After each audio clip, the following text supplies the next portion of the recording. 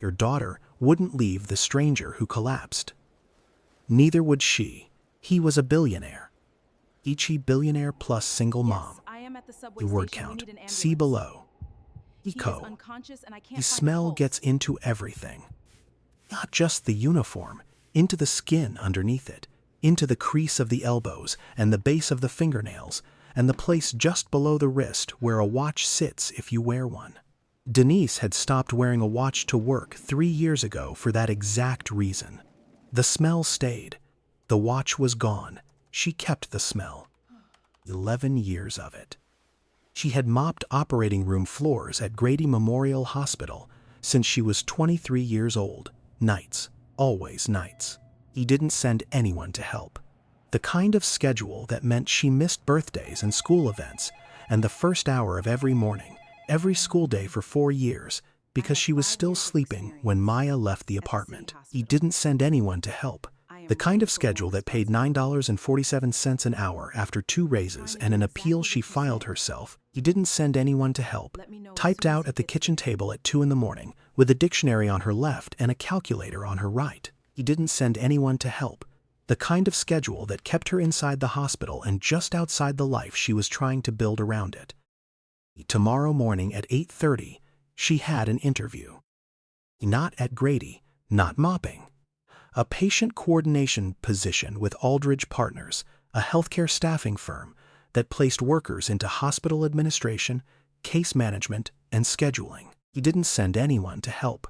The kind of work you did in clean clothes at a desk with your own nameplate and a phone that rang for you specifically. The kind of work that paid $31 an hour to start, with benefits that included dental. He didn't send anyone to help, which Maya had needed for 7 months and which Denise had been managing with over-the-counter pain tablets and a cotton ball she replaced every 3 days.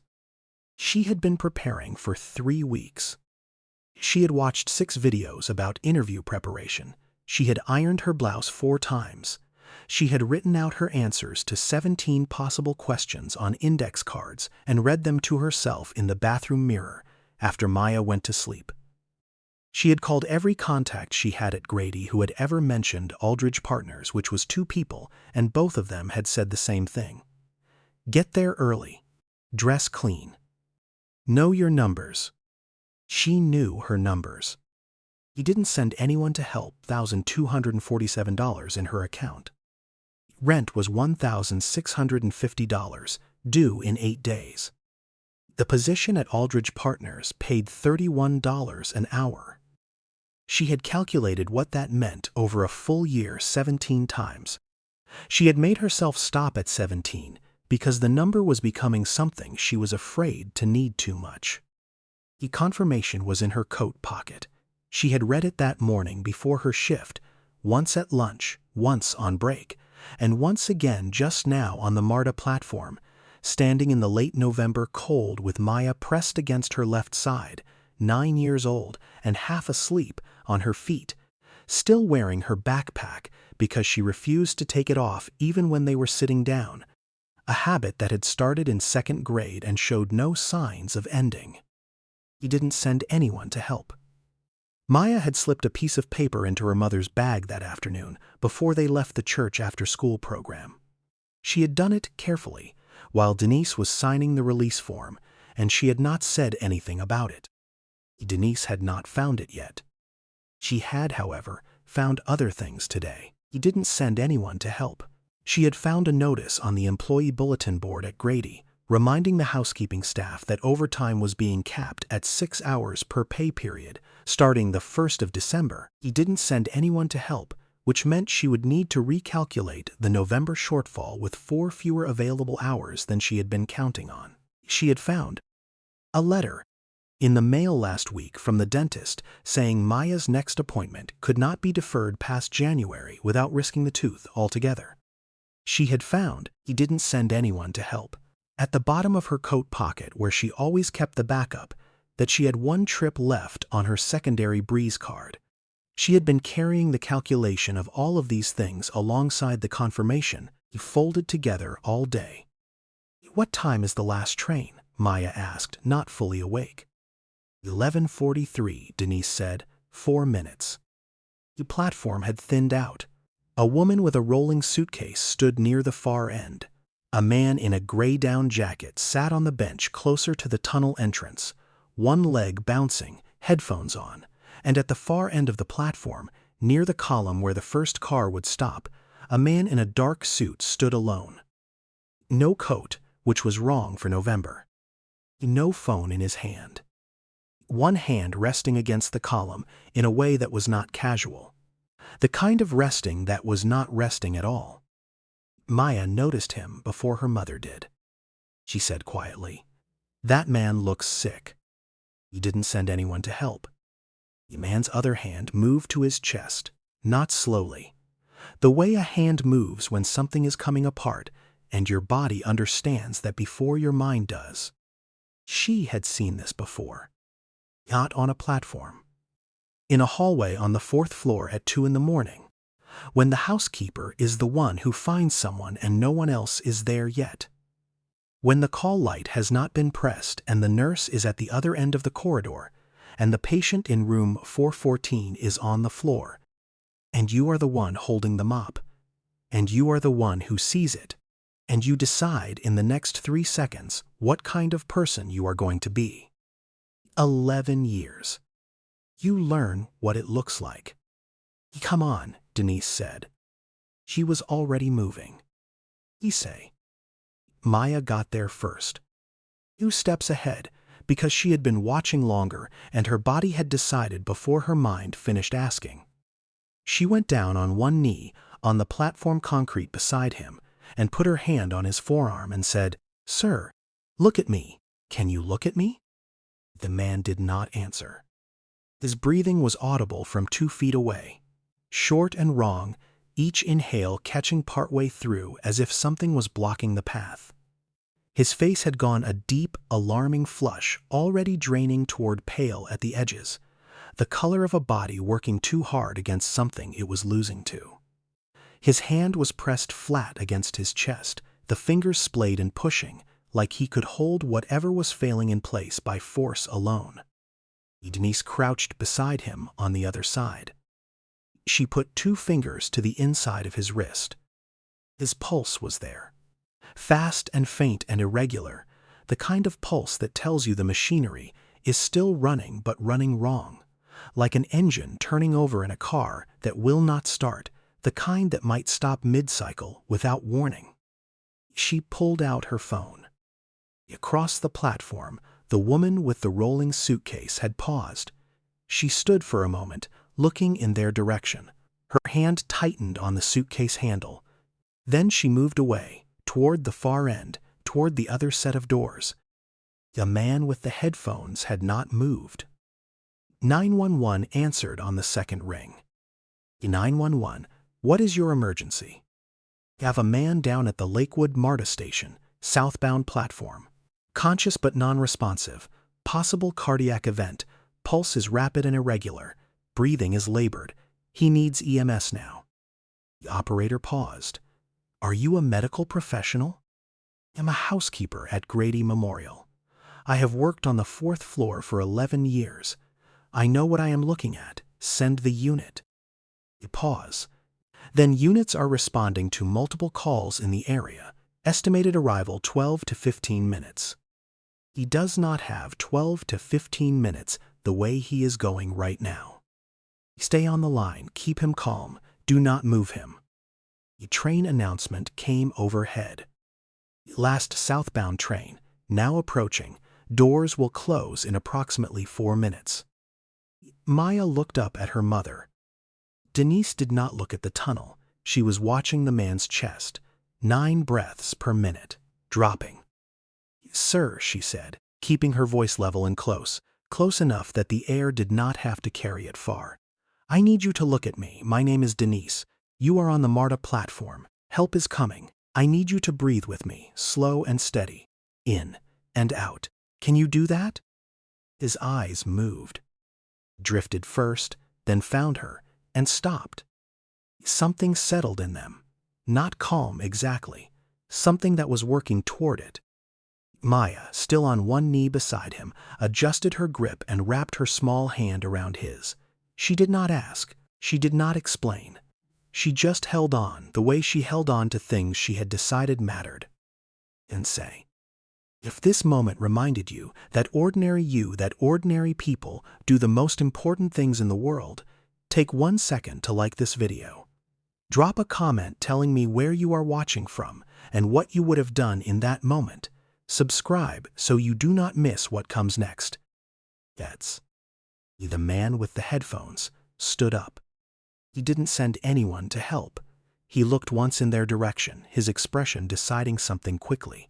He walked to the other end of the platform and stood with his back to them. The woman with the suitcase was already gone. Denise kept 2 fingers on the man's wrist and kept talking. Not medical language. Just the sound of another person refusing to leave. She had learned on the 4th floor that sometimes what a body needed was not a procedure but a voice, not a protocol but a presence. The nurses knew it too. It was just that nurses were busy, and sometimes the housekeeper was the only one in the room. "You are not alone," she said. "We are right here." His hand moved slightly in Maya's. "That is it," Maya said, quietly, almost to herself. "Keep going." The train came in. The doors opened. He didn't send Chem. The boarding chime, the mechanical breath of the doors, footsteps at the other end of the platform, people moving toward the cars with the particular purpose of people who have somewhere to be. Denise did not look up. Maya did not look up. The confirmation was in Denise's coat pocket. She had not reached for it. She had not thought about it. Not about the rent due in 8 days, not about the dental bill, not about the $31 an hour starting, and what 12 months of that looked like in actual numbers. Not about the 4,063 mornings she had walked into Grady Memorial through the South employee entrance, and what it would mean to stop doing that.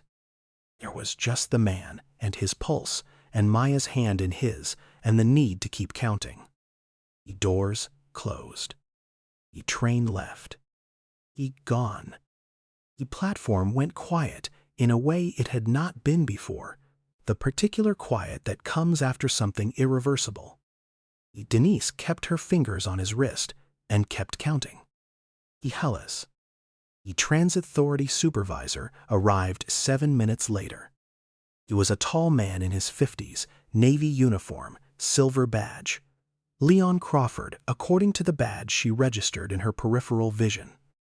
He came down the escalator fast, scanning the platform with the eyes of someone who had been called to situations like this before and had developed opinions about what they meant. His eyes moved from the man on the ground to Maya crouched beside him to Denise. They stayed on Denise. "Ma'am, what is going on here?" It was not a question. "Cardiac event," Denise said, without looking up. 911 is active. EMS 12 minutes out. He has been down for 9 minutes. Pulse is present but deteriorating. Crawford stepped closer. He looked at the man. He looked at the expensive suit, at the briefcase lying on its side 2 feet away. He looked at Maya. He looked at Denise. "You need to take your daughter away from this situation," he said. Denise said without moving, "Maya, stay where you are, baby." Gail looked at her mother. She looked at the man whose hand she was holding. She did not move. She was 9 years old, and she understood what she had been asked, and she had made her answer.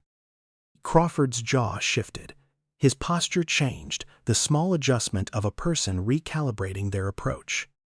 "Ma'am," he said, "I am going to need you to let me assess the situation. This is MARTA property, and I am responsible for." "I know," Denise said.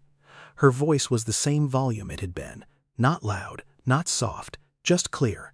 "Call your dispatch directly. Tell them cardiac priority override. The 911 queue is backed up tonight. Your call will move faster through the system." He didn't send anyone to help. Crawford looked at her the way people look at someone who has said exactly the right thing in a way they did not expect and are not sure what to do with it. His hand went to his radio. He held it there. "Ma'am," he said, "this gentleman may simply be experiencing a medical episode related to." He is not intoxicated, Denise said. The same volume, the same clarity. His pupillary response is normal. He has no odor. His pulse pattern indicates cardiac arrhythmia, not any substance. Call your dispatch. A long pause. Crawford pressed the button on his radio. Dispatch, Supervisor Crawford, southbound platform at Lakewood. Mail down, possible cardiac. Need EMS priority response. The dispatch came back in under a minute, 7 minutes out. Crawford lowered his radio. He moved to the other side of the man and crouched down, the way someone does when they need to own the space they arrive too late to build. He checked the man's breathing, his own hand going to his neck, doing the things that needed to be done and had already been done, and that he was doing now, because he needed to be doing them. He did not speak to Denise. Yet the call had been made. Denise watched the man's face. His breathing had dropped further. 7 per minute now. She counted 3 breaths, then 4, then the 5th one was shallow enough that Maya's hand tightened on his, and she said, very quietly, to no one in particular, "Come on." And the 6th one came. Denise let out a slow breath. "Good," she said, to him, to Maya, to the cold November air. "That is good. Keep going." Crawford was watching this exchange. He had no response for it. He watched, and the radio sat quiet on his belt, and the platform was silent, except for the distant sound of traffic above, and the faint hum of the station systems, and the man's labored breathing, and the steady, low voice of Denise talking him through it. In cell. The EMS unit arrived in 8 minutes. 2 paramedics, bags in hand before they reached the platform. The first dropped beside the man and had the vitals kit out while Crawford was still positioning himself to speak. The second paramedic looked at Denise. "What do we have?" "Male, mid to late 40s, down 18 minutes. Initial pulse was rapid and irregular, currently around 88 but weakening. Breathing is labored, approximately 7 to 8 per minute. 2 periods of voluntary hand movement, 1 moment of sustained eye contact. No verbal response." The paramedic looked at her, 1 full second, not dismissive, not confirming, just measuring. "You medical?" "Housekeeping. 4th floor, Grady Memorial." He nodded once. He went back to work. They were efficient and precise, and they did not waste a single movement. Monitors out. Oxygen on. The first paramedic called numbers to his partner in the shorthand that Denise knew from 4,000 mornings on the 4th floor, the kind of language that only existed inside hospitals and was completely clear to anyone who had spent enough time inside one. "Okay," the second paramedic said, standing. He was looking at Denise. "You coming?" She looked at Maya. Maya's backpack was still on. There was platform concrete dust on her knee. "We are," Denise said.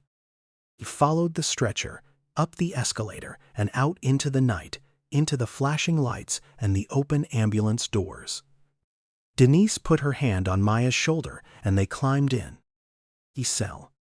The ambulance moved fast, and the sound inside it was everything at once. Maya sat beside her mother on the narrow bench, holding her backpack in both hands, watching the paramedics work with the focused, serious attention she gave to things she was trying to understand. She did not fidget, she did not ask questions, she observed. Denise's hands rested on her knees. She could smell herself.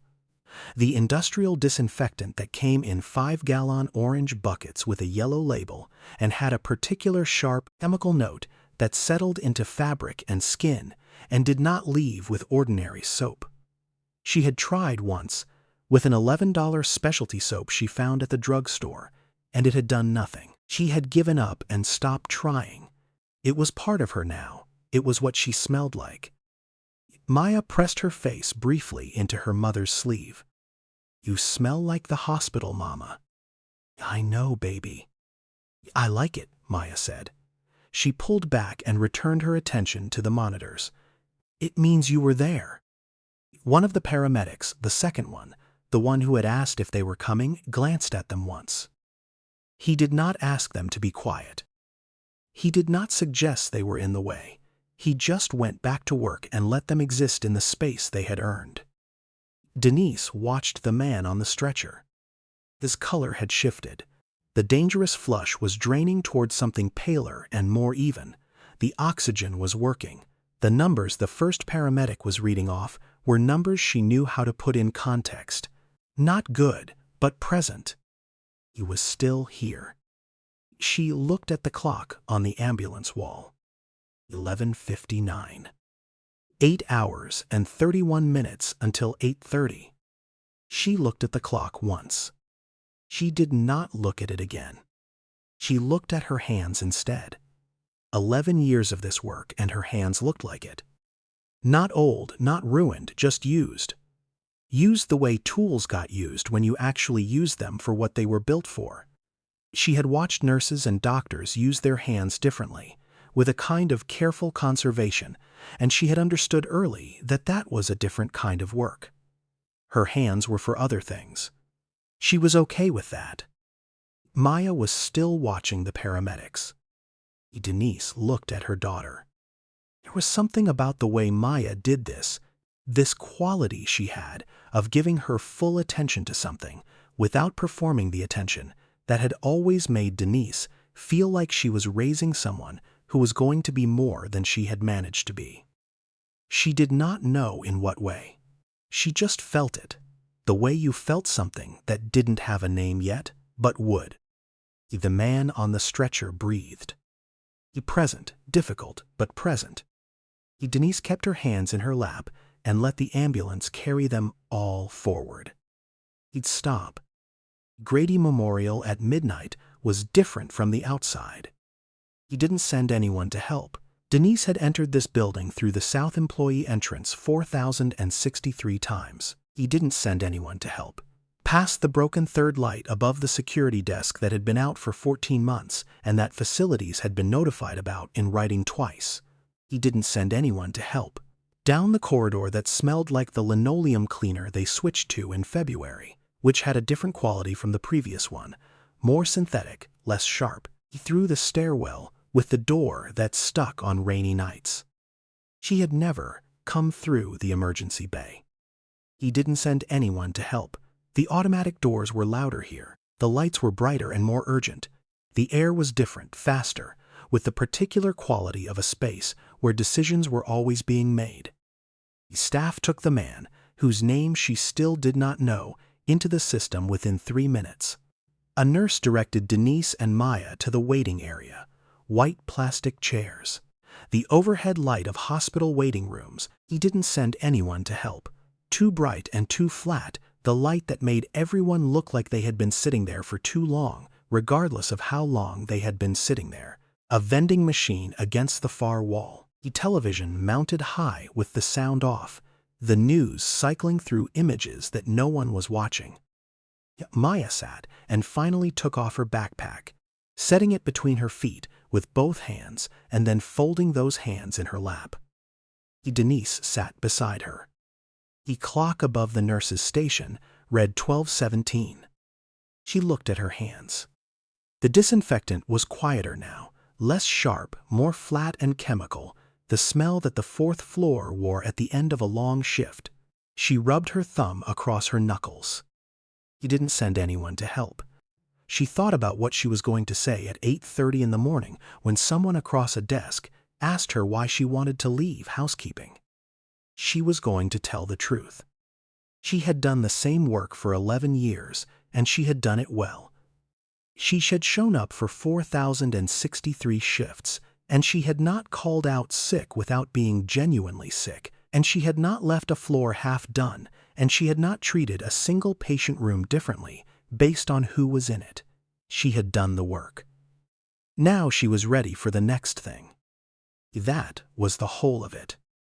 He didn't send anyone her bag, and found the last pack of crackers from her school break, the ones she had been saving. "Hungry?" she said. "I am," Denise said. Maya divided them carefully without being asked. 6 for her mother, 6 for herself. She handed Denise her half and they ate in the quiet of the waiting room.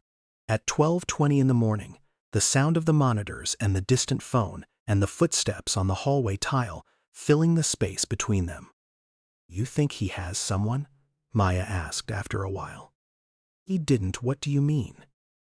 "Like, someone who knows where he is right now, someone who is going to wonder." Denise looked at the ER doors, at the pale light that came from underneath them. "I don't know, baby." Maya was quiet for a moment. She looked at her hands, then she said, "We're here. So even if he doesn't have anyone else right now, he has us." Denise looked at her daughter, at the side of her face in the overhead light, at the careful way she had counted and divided 6 crackers without making it look like counting, at the crease on her cheek from the backpack strap she had been wearing since 7:45 that morning. At 9 years old, sitting in a hospital waiting room, at 12:20 in the morning, as if she had decided this was where she was supposed to be. And that was the end of it. "Yes," Denise said, "he does." His security guard came through the waiting area. Not Crawford, the one who had come down after the EMS call, who had stood to the side of the whole thing without inserting himself, who had not left when the ambulance did but had followed to the hospital instead. His badge said Terrell. He scanned the room, found them, and came over. He sat down in the chair across from Denise. "How is he doing?" Terrell asked. "No news yet," Denise said. He nodded. He looked at the ER doors. He was quiet for a moment. Then, without preamble, "Crawford is going to say he handled it." Denise said nothing. "He waited 7 minutes after you told him to make the call," Terrell said. "I timed it. I watched the whole thing from the moment I came down the escalator. I want you to know I know exactly what happened out there." Denise looked at him.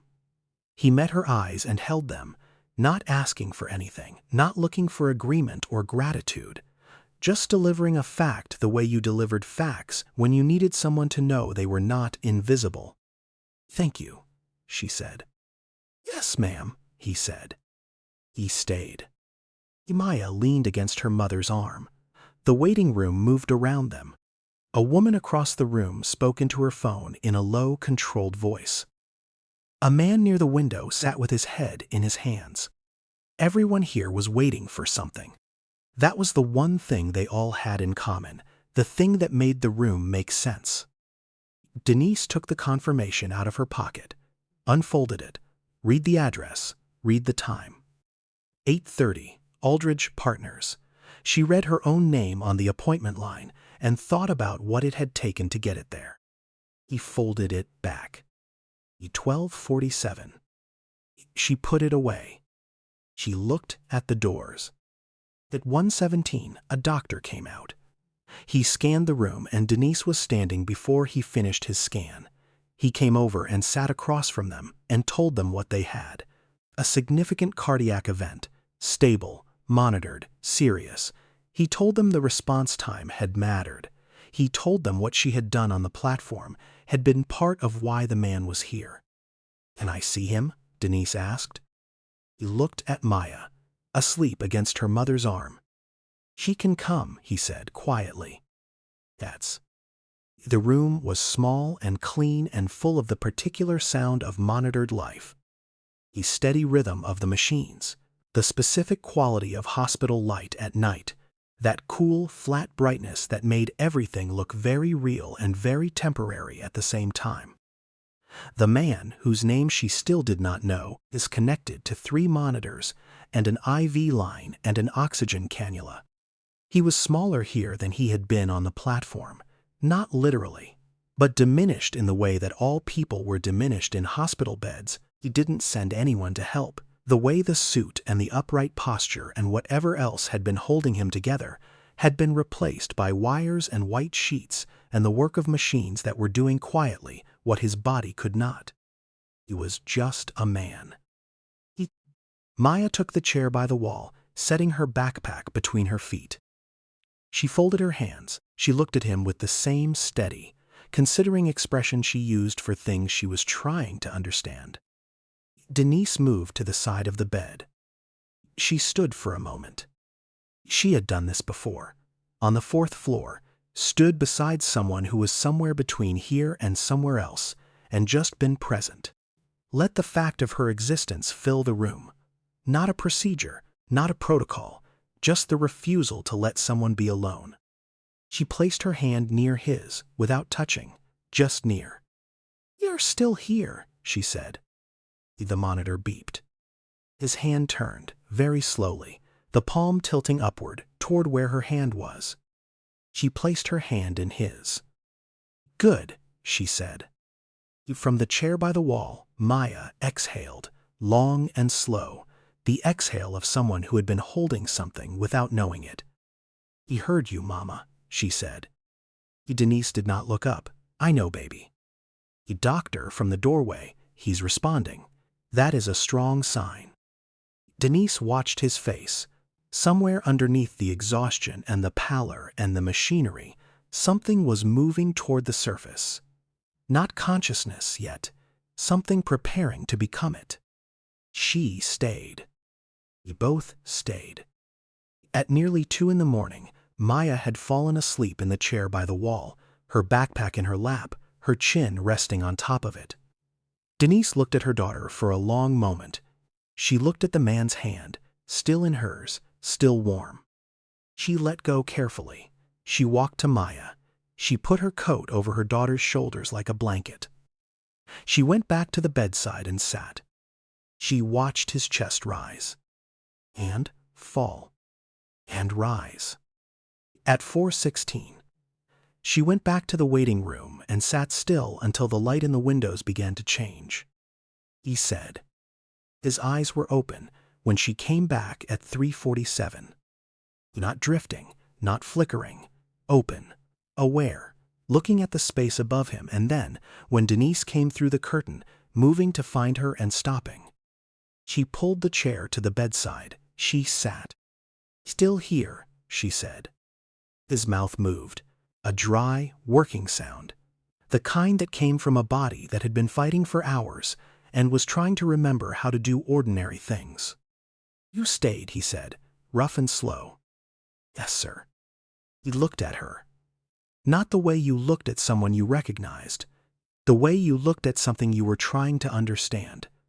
The fact of her still being there. "Why?" he said. "Because you needed help," she said. He breathed. The monitor held its rhythm. "You missed something," he said. She looked at him, at the monitor, at his hand on the white sheet, thin and still. "It kept," she said.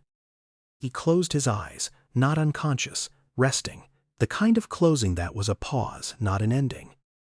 She sat with him. She watched his chest rise and fall and rise. 4:16.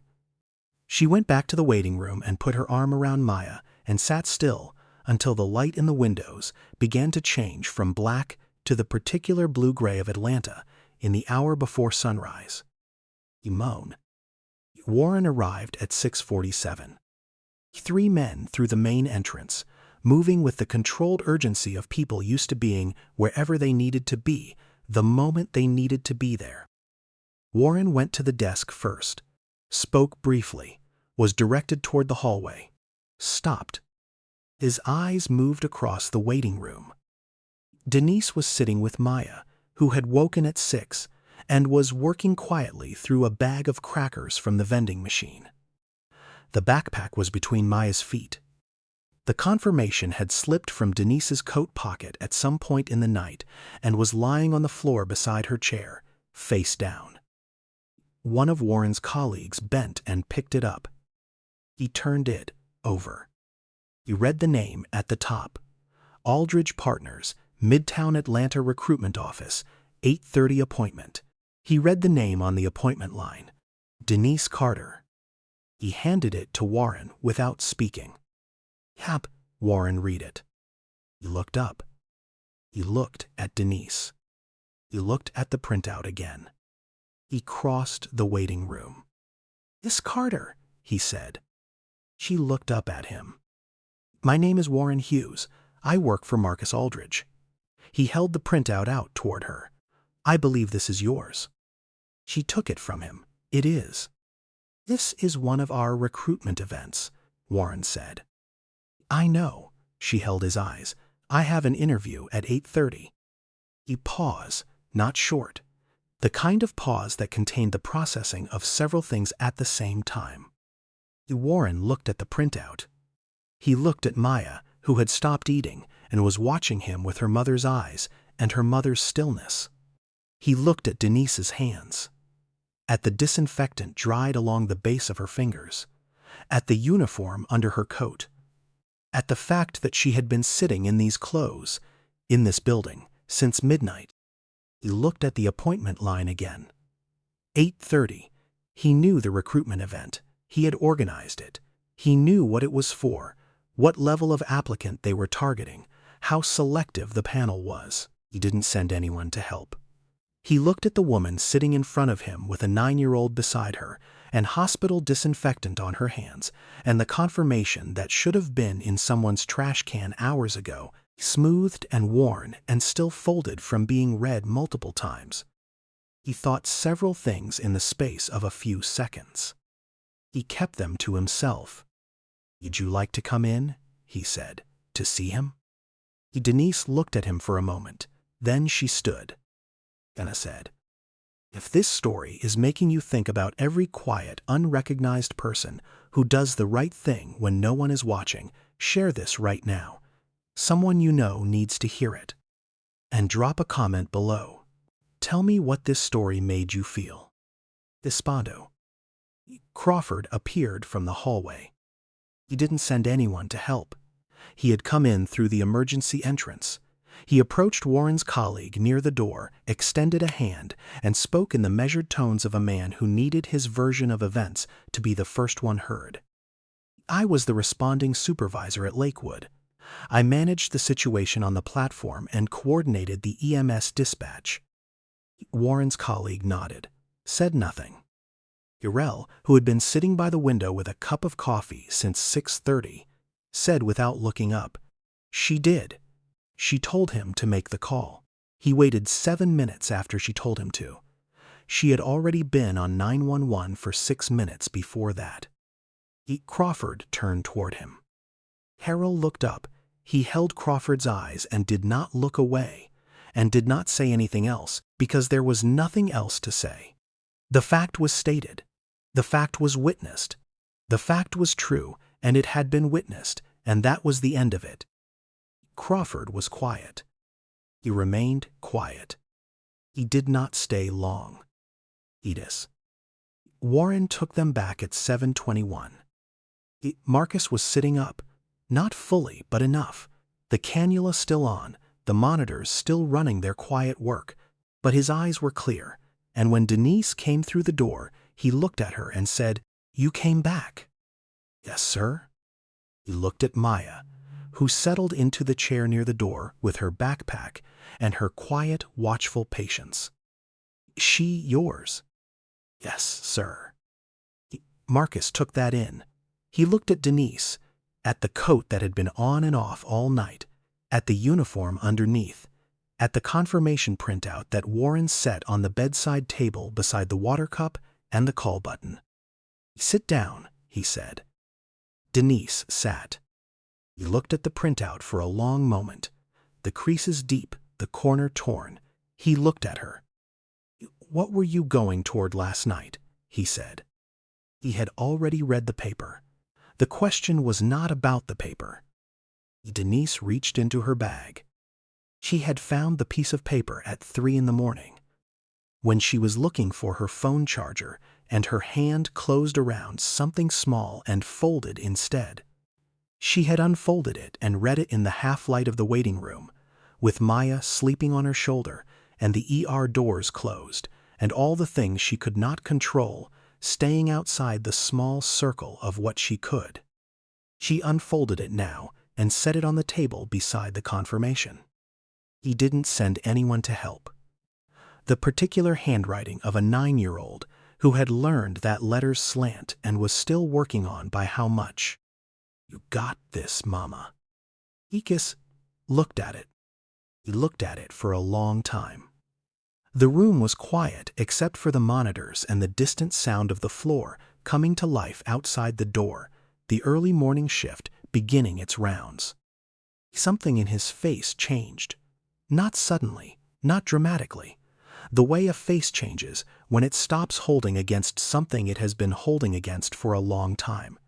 Slowly, and in the places where the holding had been. 3 years ago, he said.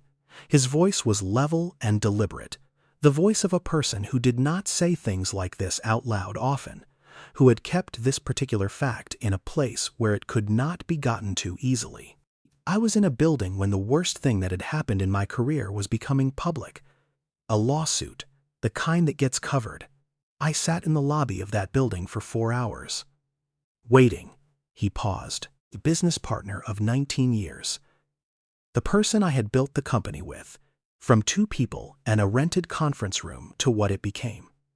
He did not answer the phone. The people I had worked with for a decade were not available, not difficult to reach, not busy, not available. Another pause. Shorter. I sat there for 4 hours. I decided that was the nature of things. That when the cost was real, people left. I built everything after that on the assumption that they would. He looked at Denise. And then you came, he said. She held his eyes. And then your daughter came first. From the chair near the door, a small sound. Maya, with her hands folded in her lap, was watching her mother. She did not speak, but in her expression was the particular quality of a child who has heard something that matters and knows what it costs the person saying it and knows enough not to fill that with words. "You didn't know who you were," Denise said. "I know. You wouldn't have done it differently." Marcus was quiet for a moment. "And I know that too. That is the part that matters." He picked up the small green paper. He looked at it carefully, the way you looked at something small that contained something large. He set it back down on the table on his side, not hers. He did not return it. He looked at Warren. 8:30, he said. Warren opened his notebook. Marcus looked at Denise. "You are going to come in. You are going to have the interview you were supposed to have. And if you want the position, it is yours. Not because of last night." He said this precisely and without softness. He didn't send anyone to help, in the way a person spoke when they wanted to be believed and knew that warmth sometimes made things easier to dismiss. Because of what you did on that platform, which was clinical and accurate and fast, he didn't send anyone to help, and because you knew the difference between a call that needed to be made and the person who was supposed to make it. I need people who know the difference between stable and safe. That is not the same thing. Most people do not understand that until something is already gone. Denise said nothing. "I know you understand it," Marcus said. "I do," she said. He looked at Warren, the direct hire track we discussed, for night shift workers applying from inside hospital systems. Launch it with the Q1 cohort. He looked at the green paper on the table. Call it the night protocol. "Eat," Warren wrote. "Yes, sir," he said. Marcus looked back at Denise. Something had shifted in the room, not dramatically. In the quiet way, things shifted when what was true had been stated and heard and absorbed by everyone present, and there was nothing left to do but move. "There are a lot of people like you in those buildings," he said. "I know that. I have known it for years, and I built systems that treated them like variables instead of people. That is a thing I am going to have to work on for a long time." He paused. "I am telling you that so you know your position is not a favor. It is a correction." Denise looked at him. "I understand the difference," she said. He nodded. "I know you do."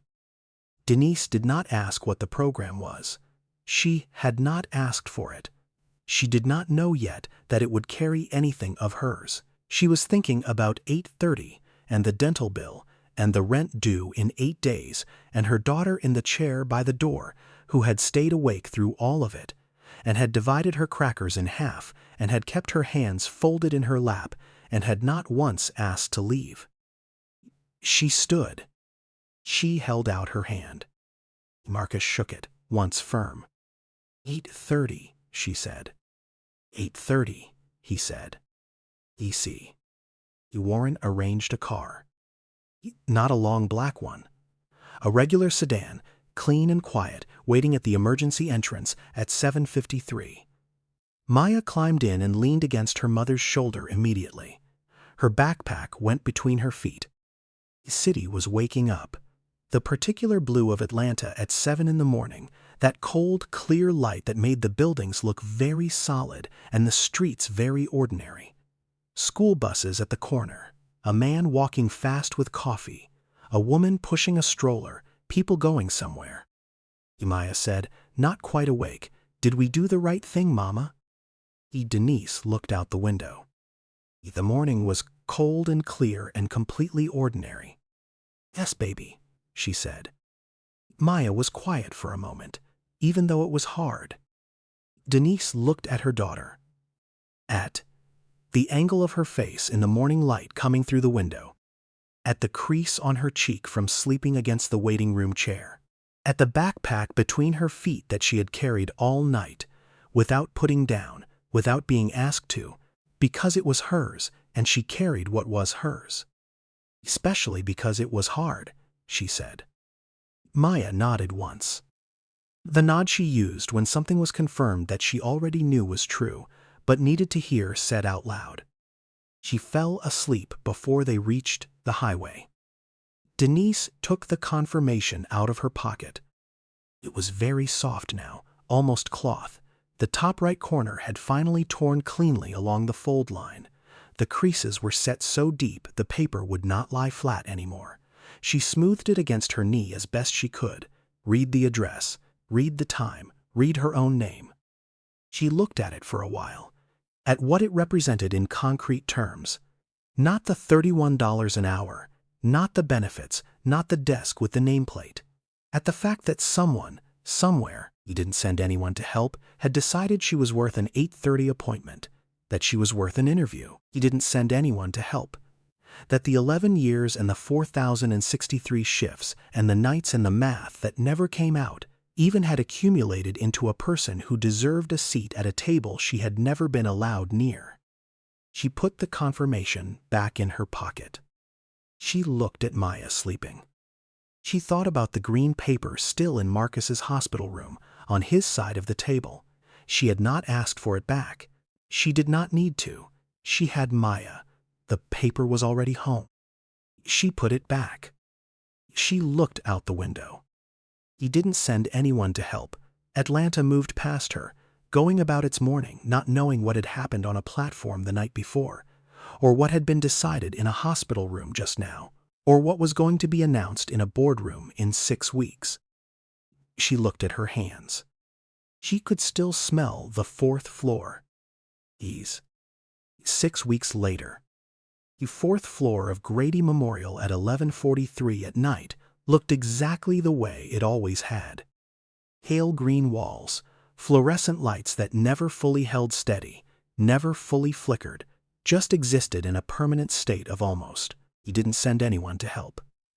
The scuff marks along the baseboard near room 414, where the medication cart caught the corner 6 times a week, no matter who was pushing it or how carefully. He didn't send anyone to help.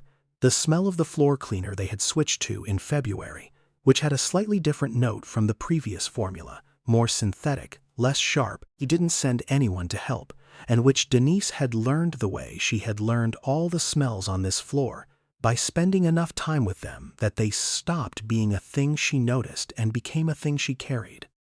He had cleaned this hallway 4,131 times. Tonight was the last time. He didn't send anyone to help. She had given her notice 3 weeks ago, on the first Monday after she started at Aldridge Partners, sitting in the break room before the end of her final graveyard shift, with a cup of coffee that had gone cold and the charge nurse across from her, and the particular steadiness that comes when something that has been waiting a long time is finally finished. She was working out the tail of her final pay period because that was what you did.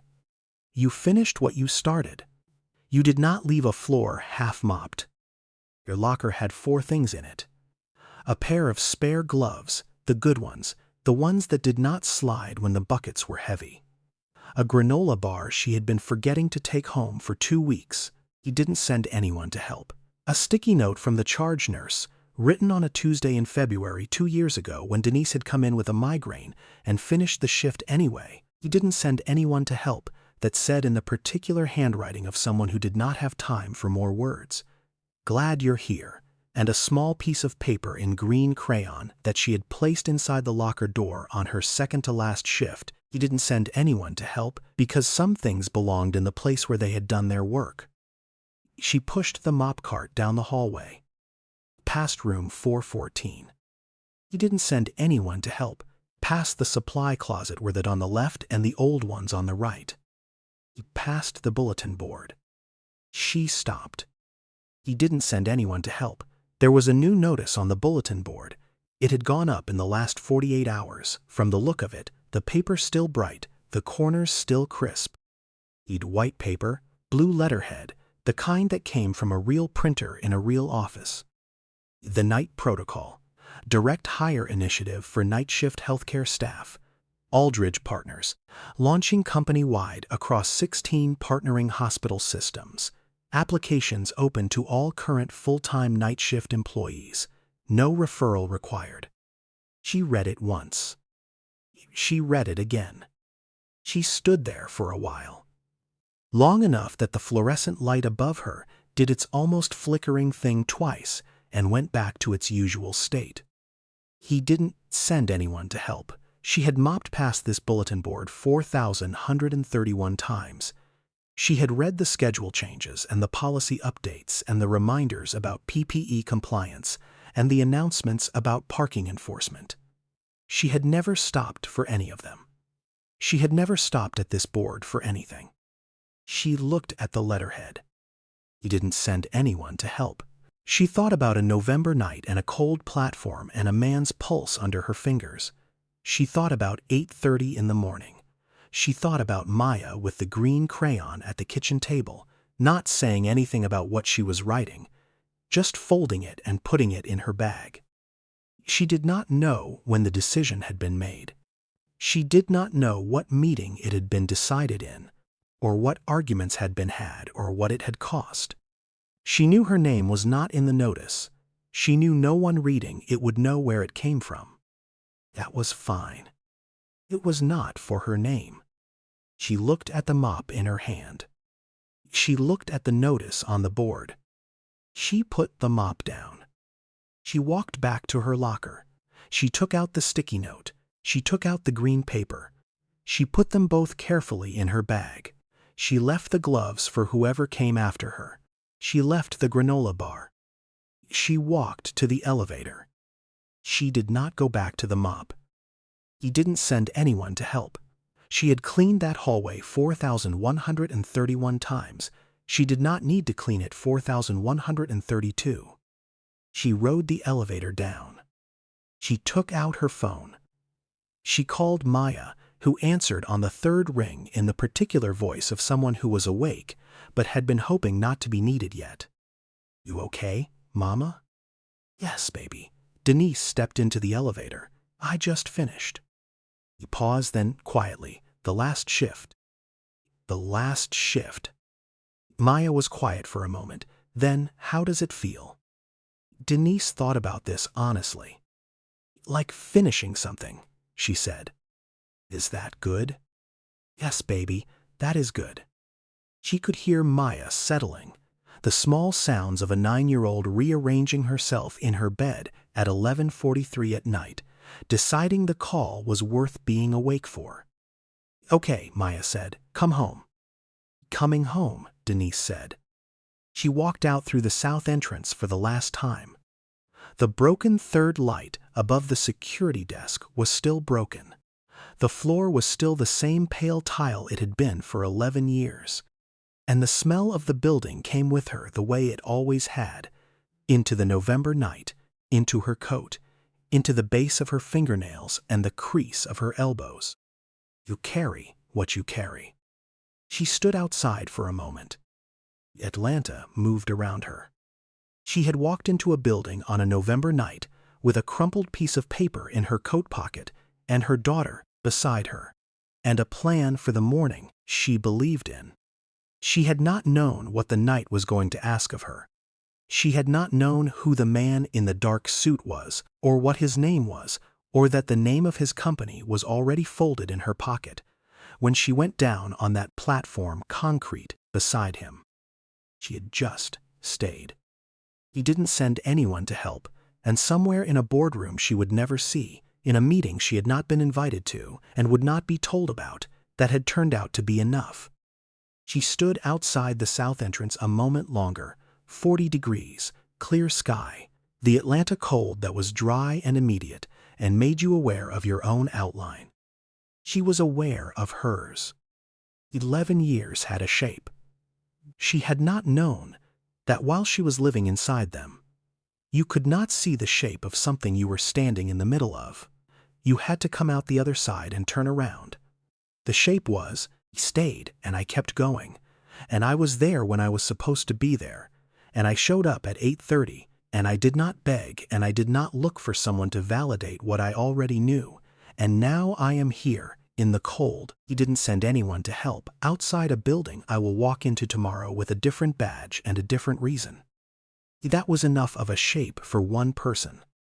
She took the green paper out of her bag, unfolded it, read the 4 words one more time in the light from the emergency entrance. You got this, Mama. He thought about Maya at the kitchen table, with the green crayon, not saying anything, just writing, just folding, just slipping it into a bag without ceremony. He didn't send anyone to help.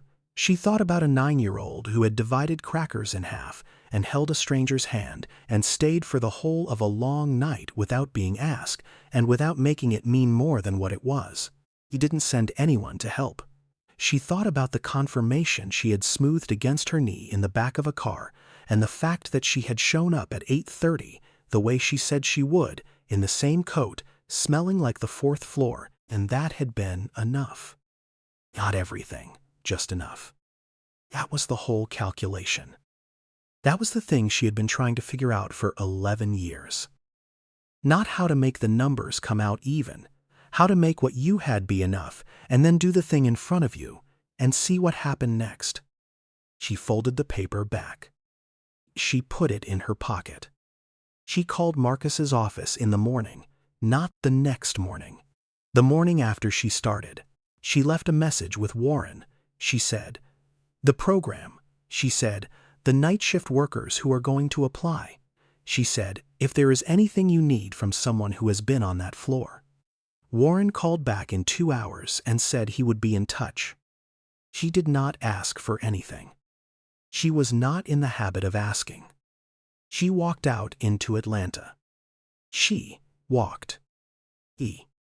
If you have ever had to choose between what was right and what was safe, and you chose what was right, this story is for you. Drop a comment. Tell me where you are watching from. Tell me what your choice cost and what it gave back. He says. This is a work of fiction created with the assistance of artificial intelligence. All characters, events, and situations depicted are entirely fictional and do not represent real persons or actual events. This content is intended for storytelling and entertainment purposes only.